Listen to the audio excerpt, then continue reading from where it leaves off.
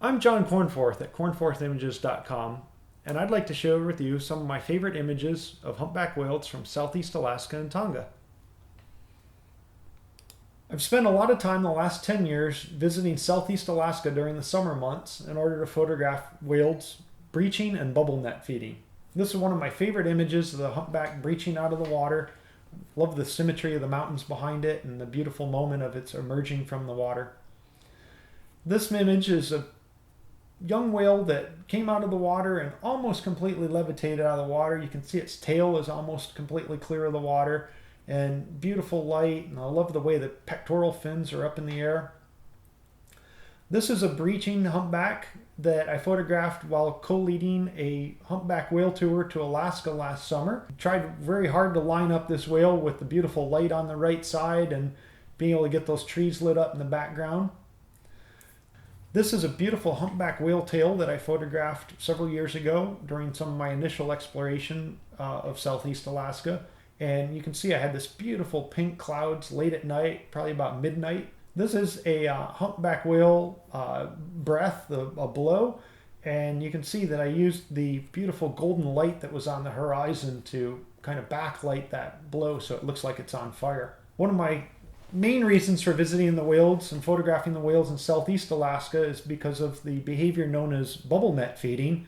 This is where the whales take turns blowing bubbles underneath fish underwater and then come out of the water with their mouths open to trap all the fish and eat. During one of my bubble net feeding encounters, a young juvenile breached out of the water while the other whales were feeding.